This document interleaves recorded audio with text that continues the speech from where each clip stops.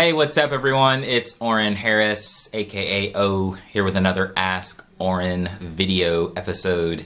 So today's question is a juicy one, women and men, but this one goes out to women, a particular type of woman asked me this question.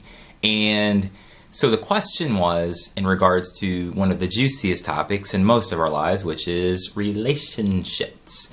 So she was trying to create a particular type of man, and not just a particular type of man, but a particular quality that she wanted him to have, something that she wanted him to do.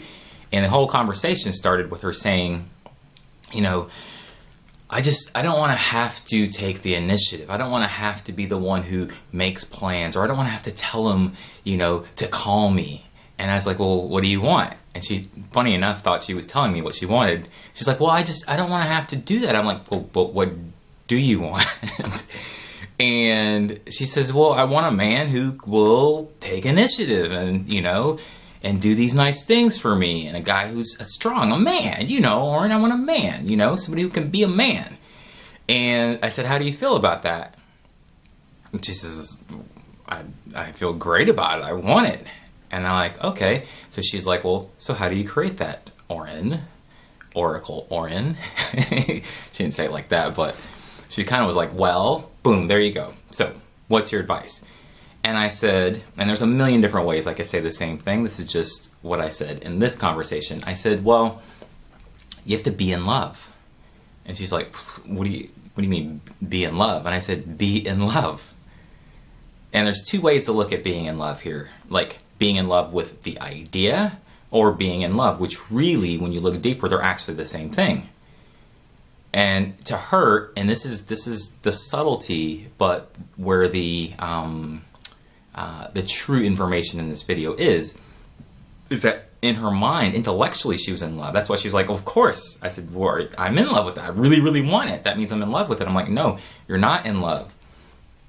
I can feel opposition.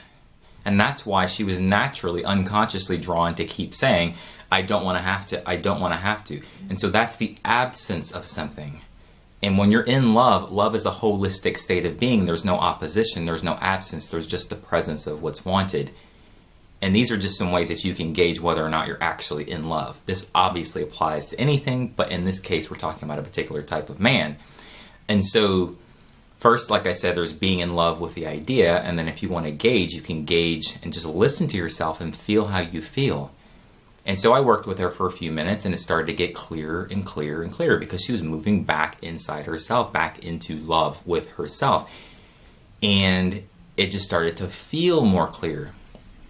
And one sign of it not being clear, of you not being in love, of you not being in alignment with your own idea, or you could say your own self, same thing, remember, is that you're justifying something, or you're like, the energy is like, well, I want a man, somebody who can be a man. That's like fighting for what you want. That's not inspiration, that's not love, because somewhere in there, there's the inherent belief that you can't have that. That's why you're using extra energy to emphasize it, like, this is what I want, or that's coming from your past experiences and your belief about what you can have. And if you want to go even deeper than that, what's beneath even that is deservingness. In the highest state of alignment, in the purest state of being, in the purest presence, in love, you are actually in alignment with the whole idea of ask and receive. And when you deserve something, and at this point, when you're in love, you're not even thinking, I deserve this. You're just in love. Another way that you can tell that you're in love is because it feels complete to you, just to feel and delight in the feeling of it. Oh, yes. And so, I don't want a man, but this would be an example of what it might feel like. I would love to have a guy who's just really inspired and comes up with creative ways, nonstop, unendingly, of ways to do super nice things for me, to make plans for us, and in a way that is joyful and fulfilling to him. And he just loves to do things for me and loves to give to me. I love that. That's what, see the feeling of that? There's no absence, there's no opposition, there's no subconscious belief.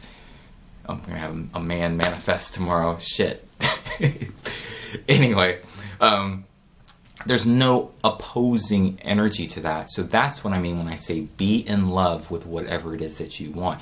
Be in love with the idea.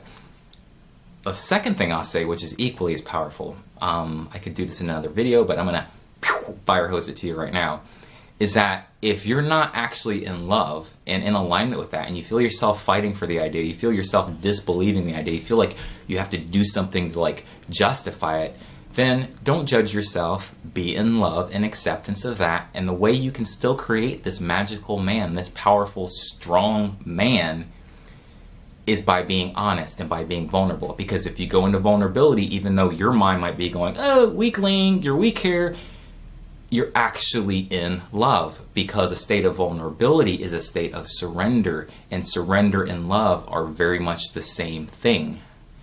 And that's why it doesn't even have to be positive. Love in this sense is not positive. It's whole, it's holistic, it's full. And so you're still mirroring and matching the quality of your spirit or the qualities of love if you're in a vulnerable state.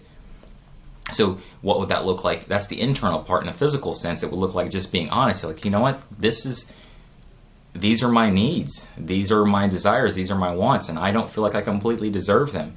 And if you can do that without judgment and be in that state of vulnerability, then you can still manifest somebody that will join you and partner with you, and you can still actually manifest what it is that you want, because you're taking responsibility and you're being honest. But it takes a tremendous amount of honesty, which usually shows up with vulnerability. So it's either that or actually be in love, and be honest about where you're at in relation to those two things, because by the time you're fully in love with something, you already have it. And when you have something, you get more of it. That is the purest essence of creation, because you're being it, you are it. Then that's the irony, and I know it sucks sometimes when we don't need it. There it is. When you don't need a relationship and you feel abundant, which usually happens when you have a relationship, everybody's coming out of the woodworks. When you need one or want one, you don't have it, you can't have it.